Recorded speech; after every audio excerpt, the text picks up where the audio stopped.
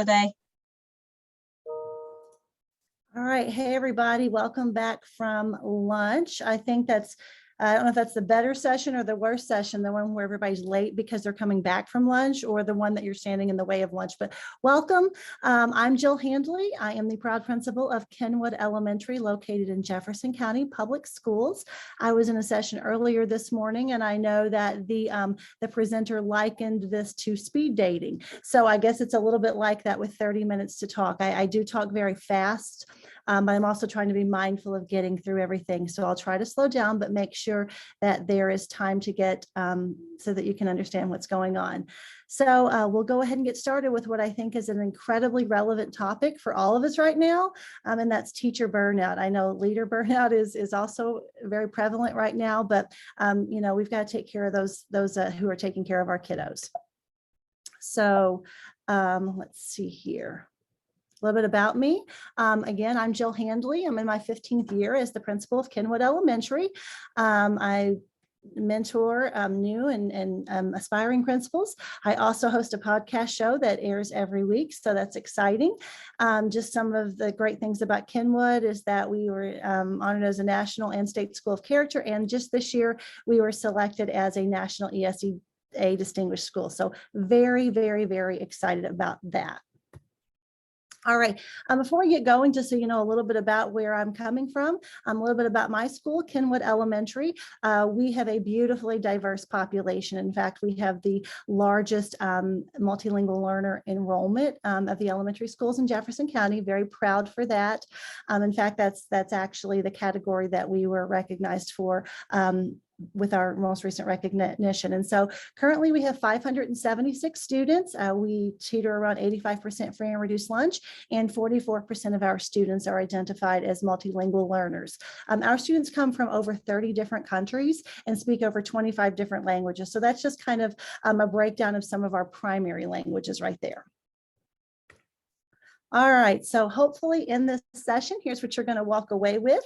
You're going to learn to identify the warning signs of teacher burnout. You're going to walk away with ideas of supporting your staff that are centered around coaching and feedback and individualized professional development.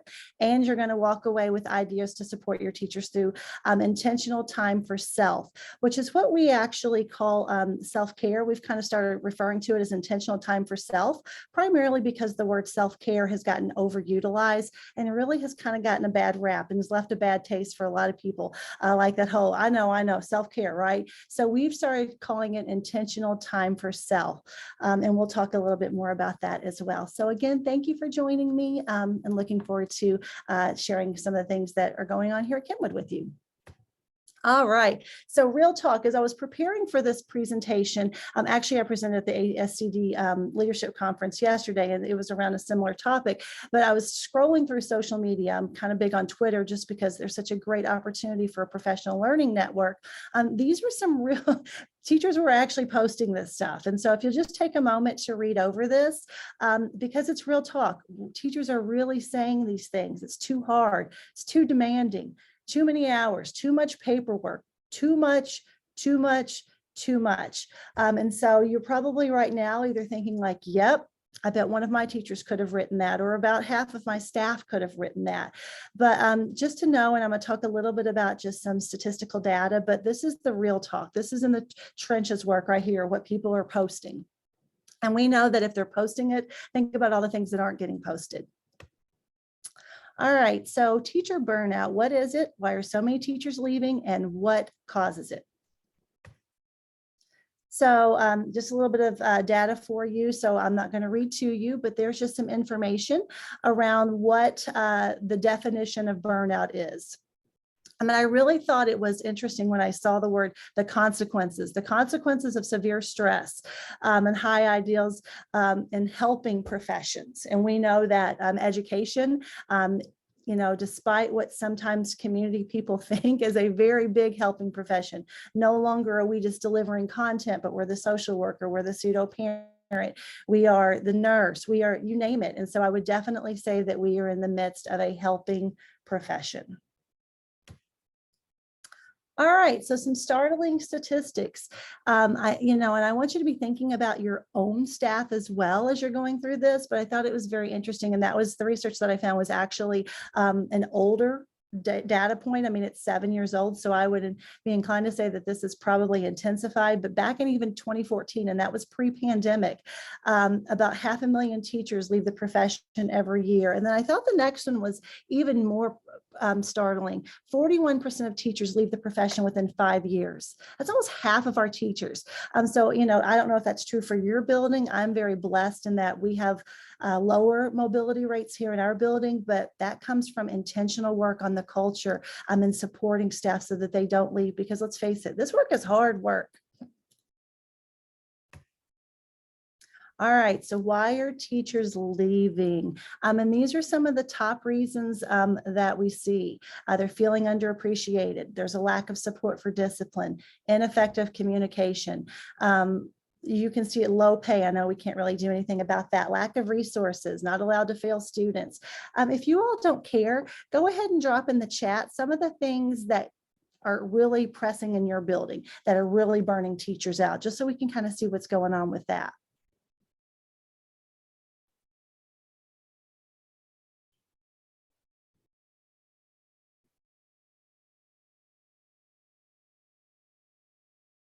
Don't be shy. Yes, teaching online at the same time. Yep, disrespected, underappreciated, too much paperwork, lack of subs. Anybody else been a sub and that's not a classroom teacher lately? Yes, COVID is bringing about a whole new level. Micromanagement. Testing that lack of subs, large class sizes, mental health concerns. Yes, yes, yes. All right. Yeah, public perception. Yep, the time that they're having to work outside of the day. All right, thank you all for that. So you can see, and as I was reading those, I was like, yep, that happens here too. Yep, that happens here too. So I don't know if there's ever, I think there's sometimes comfort in knowing that you're not alone in some of the challenges that you're experiencing at your location. I think we're kind of feeling that. All right, so what are some of the warning signs of burnout? And you can see this, no longer caring about student discipline, lowering standards for students and self, failing to properly prepare. I'm not going to read them all to you, but take a look at that. And I bet there's a pretty good chance that you can attach a teacher in your building to a lot of these. And if you're like me, some of these aren't the typical teachers. Like some of these that are burning out quickly are some of our rock stars, some of our teachers that you can count on to do everything, but because they've been that go-to for so long, this additional pressure of teaching post-pandemic, going back and forth. I know if your district is like ours, it's like, okay, are we going in TA? Are we not? I mean, for us in Jefferson County, at the end of this week, we will have used 8 of our 10 days. However, the numbers keep rising. So that anxiety of not knowing is, it's making us continue to worry. And as leaders, trying to navigate the uncertainty of not knowing yourself with, kind of helping support your staff, that's a big one. All right, so how do we help? Well, how do we support teachers? And there's so many things that we can do, but what I wanted to do is share with you what we have been doing this year as it relates to coaching and individualized professional development. So coaching and feedback, this is one of the best things that I feel like I get to do, because it's really the one-on-one time with each of the teachers. And so kind of been morphing my system over the years, but this year has come into a system that I feel like has been the best so far. As educators, we're always refining everything that we do. So the first thing I want to start with is that all of my teachers have what's called a teacher backpack. Not to be confused with the resources that we have in Jefferson County, but really it just kind of encompasses what So I'm just going to kind of show you quickly. So Mrs. J. So whenever our teachers come in to meet with me and our assistant principal or our assistant principal, they'll have I'll refer to their teacher backpack, and really it's just a hub for me to keep things that are pertinent for what's going on with regards to this particular teacher. And so within there, and this is an older example, but in there, the first thing I do is class attendance data. And so what you see here on the bottom, that's our schools for each month, average daily attendance. And then on the top is the teacher's classroom attendance. It's highlighted in green. That means that their classroom attendance is better than the school attendance. And that's something to celebrate, because we know if kids don't come to school, they can't learn. And so helping them see that, yes, I'm paying attention to your class. Now, for this particular teacher, her class attendance is great. Why? She builds relationships and does great things. But sometimes I have it to where it's all red. And sometimes there's a reason for this. Sometimes it's just a year where they've got a lot of sick kids, but other times, maybe there's a discipline problem, maybe there's a culture problem in the classroom. So this just allows us to talk about it. The next thing that we look at is I look at the teacher attendance.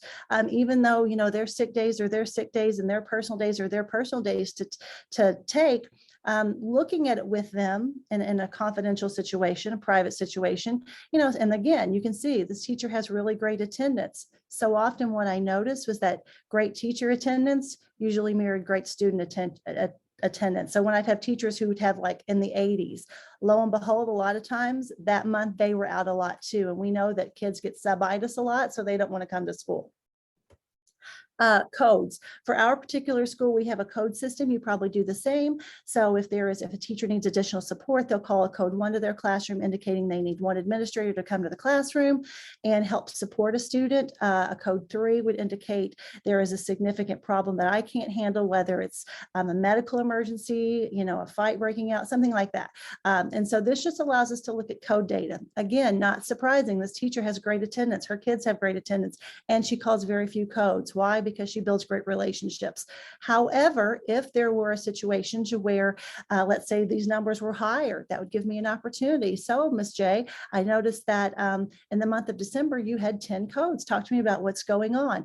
And it's not an I gotcha for the teacher. Sometimes it's, oh, well, I got that new student. So that's kind of a checks and balances to let me know the students that are, is it a teacher support need or is it a student support need? But this conversation allows us to talk about it during our coaching session. Some things we also look at is we administer MAP in Jefferson County. So this allows us to look from year to year, the percent of students who are meeting their MAP growth goals. So this is not proficiency, this is they're meeting their MAP growth goals. And so this just allows us to look at, okay, how's it going, over a trajectory of time. Also look at family engagement. Whenever we have engagement events, trying to look at, we know how important family engagement is. So this is just another data point that we look at during this time. And then there are the coaching notes. And so this just allows me to keep a note of what we talked about. Typically, I will highlight if there's some needs that the teacher has or something that I'm responsible for. But this just allows the next time we meet for me to kind of reference back our old notes. And then it just kind of stays in one hub and allows us to, over the years, kind of see what's been going on. So that is the teacher backpack. So what you see over here on the left, it's called the feedback please form. And so we also engage in peer observation. And I'll talk a little bit about that as well. But each of our teachers, they identify what they're wanting feedback on. And so therefore, when someone's peer observing, it serves dual purpose. Perhaps I heard, Mr. Braun does a great job of questioning higher order thinking. And that's something that I'm wanting to grow on. So if I were going to Mr. Braun's classroom, this would be posted in his room and he would have, welcome to room 28. I want some feedback on, he's wanting to work on, if he's calling on students equitably, is he calling on girls equally to boys? That's what he'd have listed. So when I'm going to Mr. Braun's classroom, I'm getting out of the great things he's doing, which is higher order questioning. I'm giving him feedback on what he wants specifically. And so here's just an example at the bottom of some feedback that I give whenever I go into the classroom. All right, so this is something we're really proud of. So we've done coaching. I've done coaching the whole time I've been a principal, but this year I'm kind of taking it to a whole new level. And so calling it Individualized Professional Development, or we call it IPD days. And so going to go ahead and talk a little bit about what this is. Let me get into it. All right.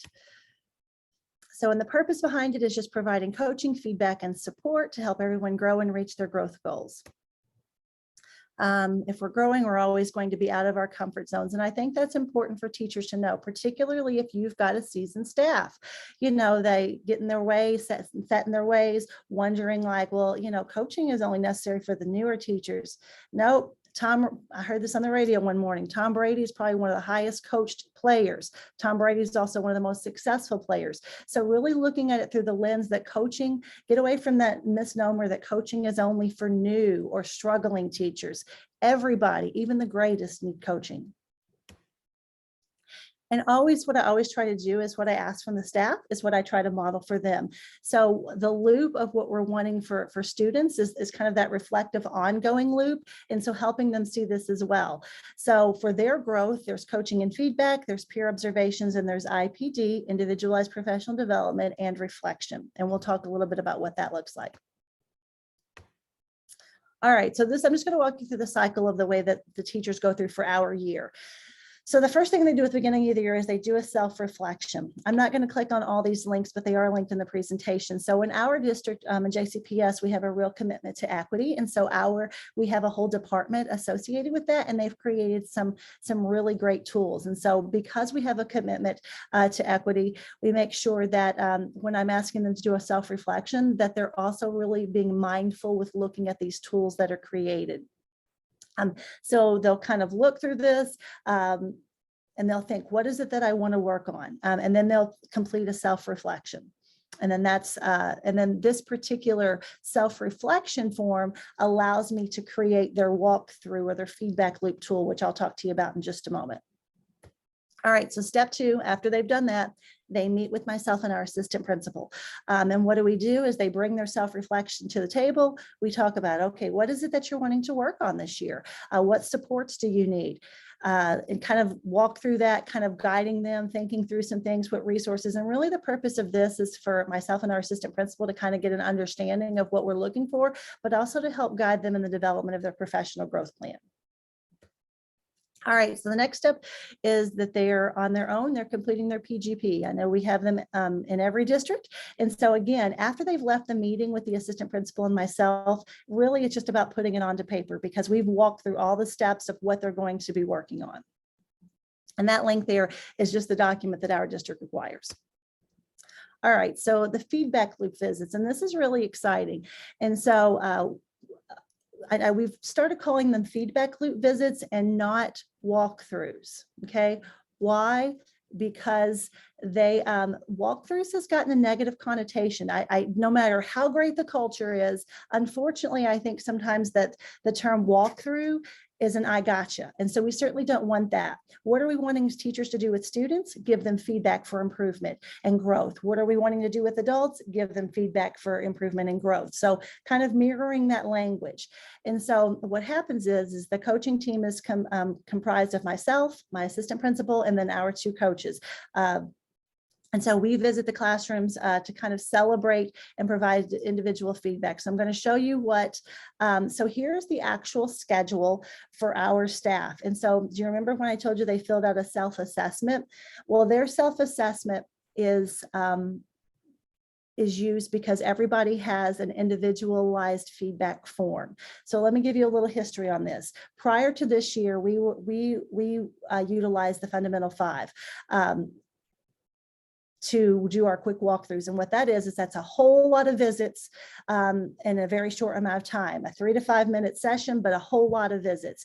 And so not a lot of intensity, but a lot of frequency. And the purpose behind the Fundamental 5, if you're not familiar with it, is to develop these 5 high yield practices.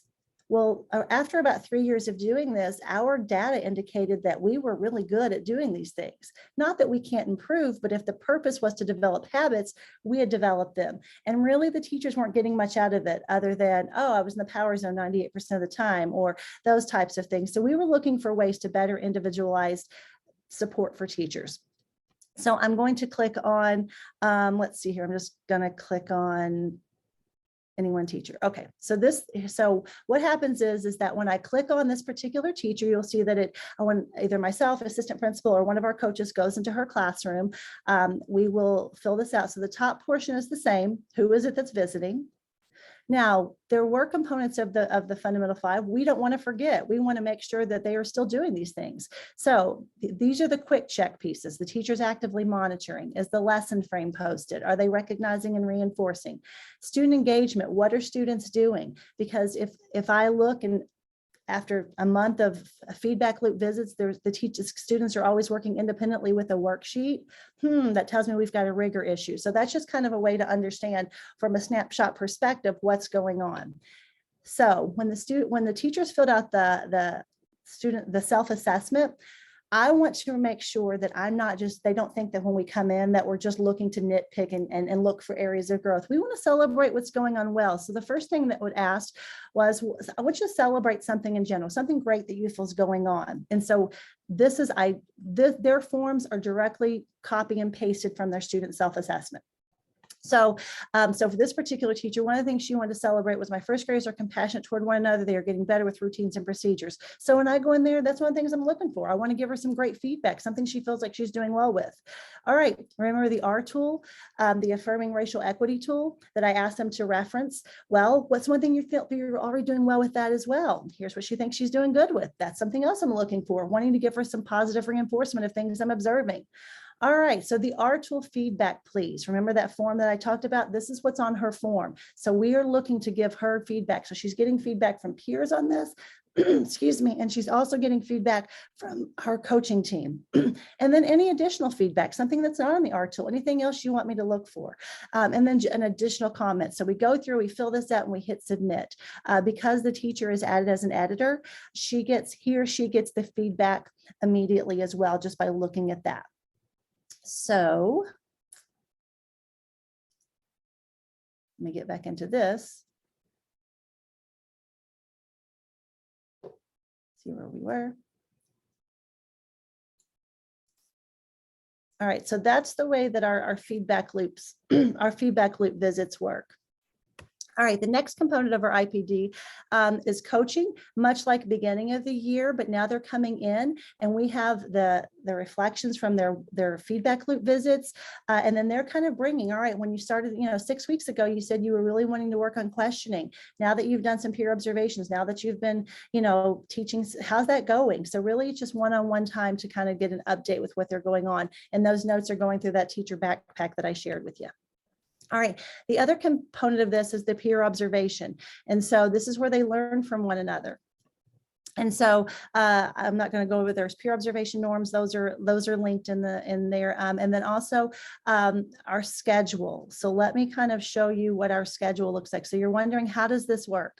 Well, we have, I'm in charge of the master schedule. And so I've coordinated it so that every teacher has what we call an IPD day every 6 weeks. So I'm going to right here. So Miss Hewlett, for example, the green, she starts her day out with coaching. She spends the first half an hour with myself and the assistant principal, kind of going through what we've talked about. And that part's always been there. The part that we've added this year, however, is the next half an hour she spends with our school counselor, because let's face it, our kids are coming back from trauma, but so are our adults. And so as the principal, I've wanted her to allocate time to supporting our staff. So Miss Hewlett, for example, first 30 minutes, she does professional talk. The next half an hour, she just does some personal talk. And it's whatever they want to talk about. At first our counselor was like, oh, she put out things like painting, color books, anything that she thought, if people want to talk to me, she says people can't get enough. Let's face it, it's like free therapy once every 6 weeks. I know that's in a very confidential place. The next component, and so what's going on with the class during that time is we have a compassionate schools teacher, and so she goes into the classroom and she's teaching compassion and social justice to the classroom. All right, because then right here, normally if this wasn't going on, library would be an open block, but we're utilizing our time within our special area schedule very strategically to make sure that everyone's growing. So in yellow, that's peer observation time. So during this time, Ms. Hewlett would go into the classrooms that she's identified wanting to go through, following our peer observation protocol. Then she goes back, she actually has her kids here, then she takes them to another special area. So her kids have gone to library here, now she's right here, she's taking them to music, and she's got an hour of what we're calling IPD time. And that's really focused on what do you need. Thinking about what your growth goal is, what are you doing? Maybe it's watching videos from KCM, maybe it's the digital learning channel. You know, we do Jan Richardson, maybe it's brushing up on, you know, some of Jan's videos or reading the book. Maybe it's an article that I found. Maybe it's meeting with one of our coaches. So really that's just an hour for them to get exactly what they need. Right here, this is her actual planning time. And then she comes back and has her kiddos back here. So really it has the teachers getting the kiddos about an hour or about 2 hours a day. So that way, and it sounds like, and at first the teachers were like, wait, what? Oh my gosh, I'm going to be away from my kids. Yes, but it's an investment in you. You've got to pour into yourself if you're going to pour into the kiddos. All right, all right, and so then what's going on with the IPD day, as I just discussed, really it's about for them to engage in the professional development. And then here are just some resources that they have access to. And then at the end of the day, they're asked to fill out a reflection. And that's one, an accountability piece for me to kind of know what's been going on, but for two, for them to really think through the whole day. And when we meet for coaching sessions, this allows me to pull this up to as just a touch point for us to be able to discuss what's going on within our day. And so then that's just all of the areas of things that we do with that. And then just a reminder to them, invest in yourself. It pays the best interest for any of your teachers who are like, but I can't be away from my kids. You can, because if you're not learning and growing, and if you're not pouring into yourself, you cannot pour from an empty cup. All right. So any questions? Looking at my time. Somebody asked in the chat how frequently you scheduled the IPD days. They get one day every 6 weeks. And in previous years, they've done coaching and they've done peer observations, but it would be like this week you're getting coaching, and then in 3 weeks you're doing peer observations. So trying to think through this, and it took a lot of time and intentionality for me to go through and schedule everybody, but having that whole day, the feedback has been incredible, that they love to have an entire day to where it's kind of just a focus on their own professional growth. Yeah, that's amazing. You can tell you've definitely spent a lot of time trying to figure out this system and process and developing those tools. Well, thank you. And it's been worth it. Like, I mean, our teachers are, you know, they're struggling. I mean, it's hard. I mean, let's face it, we're struggling. But, you know, right now, I always say the biggest job that I have is to support those who support the littles. And so this is just a way for us to be able to give back to them. And like I say, if there is a way for you to utilize your counselor, because I know that the school counselors, the focus should be on students and families. But if our teachers are empty, then we've got to invest some time in pouring into them as well. Mm-hmm. All right. So some considerations when you're going through this. One is the culture of your building. Okay. If you're a brand new principal, you know, I don't know that I'd jump right into everything. You have to gauge, you know, because if there's a culture of distrust, I know when I first started as the principal here 15 years ago, there was a little bit of a toxic culture and there was some distrust going on. You know, I want to go in the classrooms and give them some positive feedback. And they were kind of like, what are you doing here? Why? Because prior to that, anytime an administrator was in the building, it was for an I gotcha. So really thinking through the culture of your building. What are the needs of your building? You also have to think about the experience level of your teachers. Just like a teacher thinks it has to vary what they do based on the needs of their students, as administrators, we have to vary how we approach it with the needs of our staff. You also have to think about the coaching experience of your admin team. I have a brand new assistant principal this year who is amazing. And normally we would not, 2 more minutes in this round. I got to talk fast. Okay. Normally normally we wouldn't sit together through all of them, but so that we can calibrate, we're doing all of those. Written feedback, I would only stay positive. Think about your scheduling and keep in mind, it's not evaluative, keep them separate. And I know that that's a tricky one. All right, the next one. If you haven't read this book, Coaching for Equity, I highly suggest that, because as we're trying to focus more on equity, Elena Aguilar does a really good job equipping administrators with tools necessary to help support a lot of the equity work around that's going on in buildings. All right, so the last one, in the intentional time for staff, the work-life balance. Let's face it, some days it's impossible. And that's what I tell everybody, is that if I say, oh yeah, I didn't just talk about it and say a few things and we've got a perfect balance, it's a lie. We can't always balance, but we can be intentional. So turn on your do not disturb. I know for me, for the first probably 14 and a half years of my job until the pandemic, I felt like I was on call 24 hours because I wanted to be available to my staff. That's not fair to my family. So I had to do that. Put down your phone, make a list of what constitutes as an emergency and let your staff know that, like, hey, after 6, please don't reach out to me unless it's an emergency, and then talk about what that is. And then mean what you say. How many times have you gotten like a message of like, all right, you all have a great winter break, and then midway through you send an email, hey, when you return, I want you to do this, or don't forget about that. If you say have a restful break, don't bother them. Okay.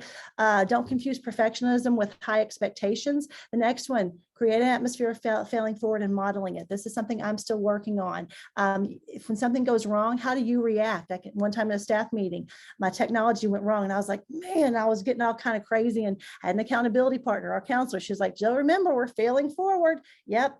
So I had to model what that looks like, and just looking for ways you can give teachers time. That's the most valuable thing that you can give them.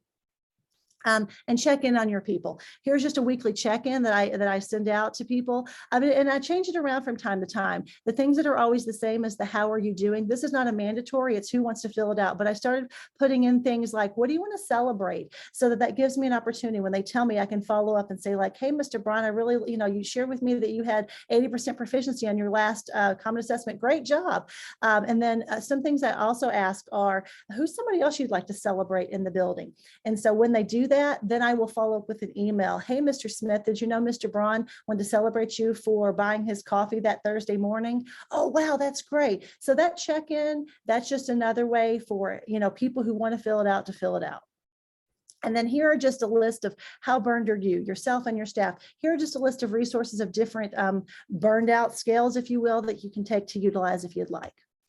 All right, and these are the resources that I used throughout. All right. Thank you all so much. I'm sorry I took too long and not many time for questions, but hopefully you got a little something out of this today.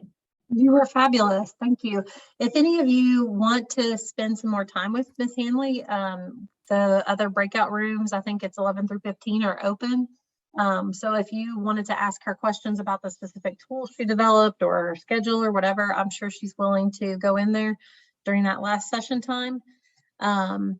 So just drop that in the chat or unmute and let her know, and you guys could go try to find one of those empty sessions. I know that there were a couple questions in there. I shared the resources in the chat box if you didn't see that. And then somebody asked, the presentation should be linked in the grid. And Rachel Albright asked if you'd be willing to share your schedule. So I'm not sure if that's something that you guys want to catch up on, and you could go over that with her. Is that, Rachel, is that the schedule is linked actually in the presentation, the one that I showed you? It's really only for about 6 weeks, or our master schedule, because that's just our special area schedule, which allows for that. But I also have the master schedule. So I wasn't sure which one you were looking for. Hey, Jill, I want to say thanks. Being someone that shares actually an employee with you over the years and have, as well as someone who's visited your school, I want just to tell everyone how much you advocate for this, and how when you do walk into your school environment that what you're preaching about is a result of the work. So thank you for sharing. Oh, thank you, Joanne, for those kind words. That's awesome that you're shouting out another fellow administrator. That's we need to everybody out. Yeah. It's been a tough year for everybody involved. All right, well, thank you guys so much. Thank you, future Dr. Handley, for sharing the wonderful things that you have going on at your school. We appreciate you guys being there. At this time, you can move to the last session of the day if you'd like. And remember to tweet anything and share the hashtag P3 EdCamp 22. I'll stop recording. Thank you, guys. Thank you. Thank you.